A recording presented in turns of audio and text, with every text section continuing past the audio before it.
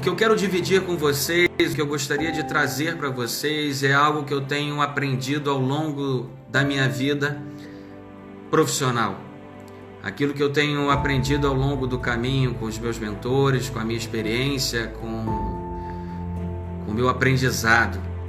E eu tenho observado que é muito difícil a gente crescer. E é óbvio essa observação.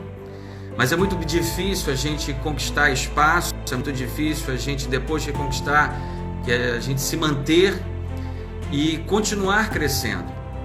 Existem princípios, existem leis, existem comportamentos que a gente não pode deixar de mantê-los na nossa vida.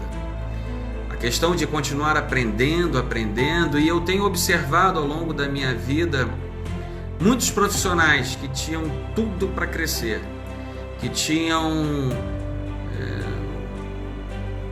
características e dons extraordinários, mas que param no meio do caminho, que não conseguem avançar, que não conseguem atingir um propósito maior e melhor na vida, por conta de algumas dificuldades que eu gostaria de tentar ajudar aqui. E há outros que estão ouvindo também, que já estão num processo muito legal, muito interessante na carreira. Eu costumo dizer que para esses é bom que eles ouçam e se incomodem a dividir aquilo que eles têm, a dividir o conhecimento que eles aprenderam e, mais do que nunca, a tentar ser completo. Não adianta eu trazer a minha vida profissional e caminhar com ela se a minha família ficou, se os meus filhos ficaram, se a minha esposa ficou, se alguns amigos ficaram. Eu preciso chegar completo. E é dentro desse conceito, trabalhando a ideia do meu livro, é que eu vou trazer esse tema, um tema hoje. Meu livro, para quem já leu, né, já deve ter alguma noção, lógico, muito maior, mas quem não leu, é um livro sobre o profissional de excelência. Como pensa e age um profissional de excelência. Como é que esse camarada pensa? Como é que essa mulher pensa? Como é que ele se comporta? Como é que ela se comporta? E algo me incomodou porque eu costumo dizer que eu conheço 3 tipos de profissionais. 3 tipos de professores, de gerentes, 3 tipos de vendedores, 3 tipos de presidentes, 3 tipos de diretores, 3 tipos de engenheiros. Também conheço 3 tipos de pais, 3 tipos de mães, 3 tipos de filhos, de amigos, de irmãos. 3 tipos. Os medíocres, os normais ou bons, eles mais ou menos, e os acima da média, os excelentes. E foi dentro desse conceito que eu escrevi o livro. E eu gostaria de trazer um conceito antes das características do livro, sobre o propósito do cuidado. A pergunta, e eu gosto de fazer perguntas, seria: o que é cuidado? O que vem à sua mente quando você pensa em cuidado?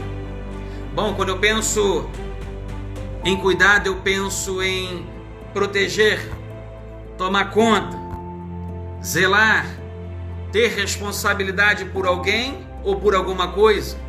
Quando eu penso em cuidado, eu penso em cautela, redobrar atenção, aqueles cuidado, aquela caveira em coisas de eletricidade, cuidado.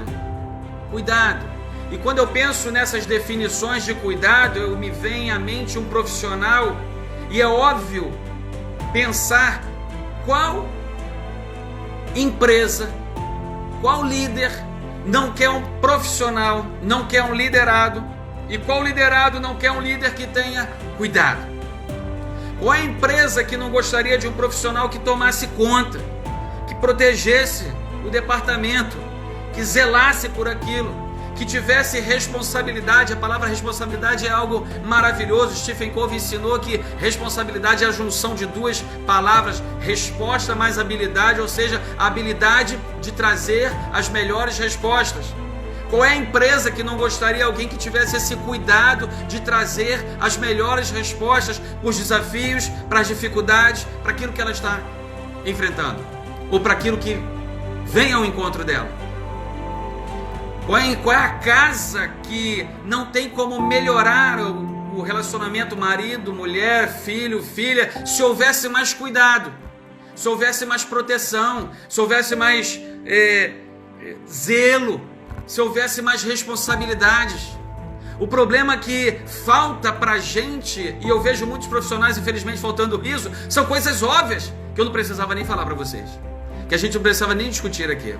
Mas a verdade é que essa falta do cuidado tem impedido promoções, tem impedido ganhos, tem impedido recompensas, porque as pessoas não atingem a ideia, o conceito, o comportamento do que é cuidar. Eu queria te fazer uma pergunta. Qual foi o último cuidado que você teve na sua empresa que te deixa orgulhoso?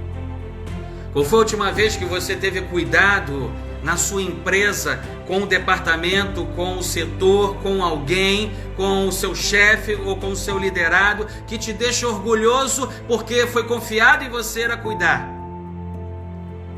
O que você pode contar que dá uma alegria muito grande? Eu cuidei disso, eu protegi como ninguém, eu tomei conta, eu zelei, eu tive responsabilidade, eu tive cautela, eu vigiei. Qual foi a última vez? Qual foi a última vez? Eu assisti há um tempo atrás ao nascimento de uma girafinha pela televisão e eu fiquei impressionado. A girafa me cai de uma altura de quase 2 metros de altura. Eu falei, meu Deus do céu, acabou de nascer, vai morrer. Porque a girafa mãe, ela não deita para ter o bebê não, a filhote não, ela fica em pé. E você já viu o tamanho da girafa, né? E o traseiro da girafa, o rabo da girafa fica grande, é alto pra caramba, tem 2 metros, quase 2 metros. E ela caiu lá de cima, eu falei, gente, o que é isso? Pois bem, 15 minutos depois, a girafinha estava de pé e mamando. Eu olhei aquilo e fiquei pensando, caramba, como pode? E nós? Eu lembrei do ser humano, nós seres humanos, sábios, mais inteligentes, construtores, inovadores, gerentes, líderes, a raça como topo da cadeia de tudo. O que nós podemos fazer depois de 15 minutos de nascidos? Nada. Absolutamente nada. Leva muito tempo ou algum tempo para que o ser humano sozinho vá em busca do seu próprio alimento, tenha a condição de ir em busca do seu próprio alimento.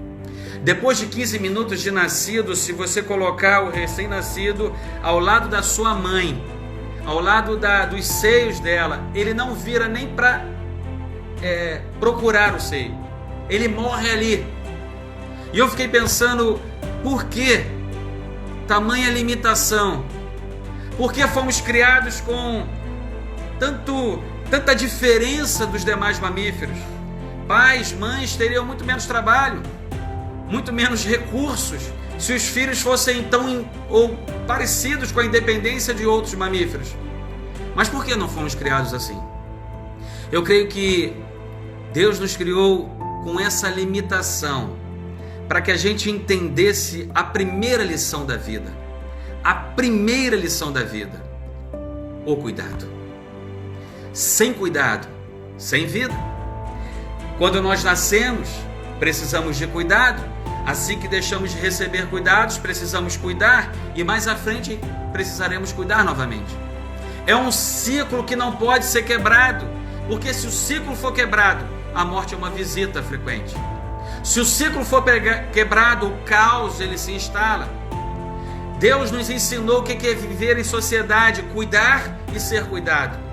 É um princípio, é uma lei. Isso significa que cuidar não é uma opção, é uma obrigação.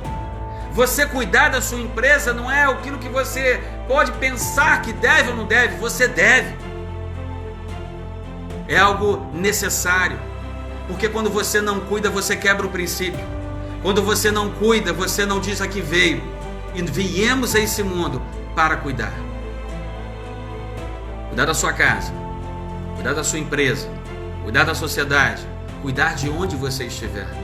Eu sempre gosto de estar refletindo como eu estou cuidando, porque essa é a diferença de quem vai para quem não vai. Cuidar, cuidar.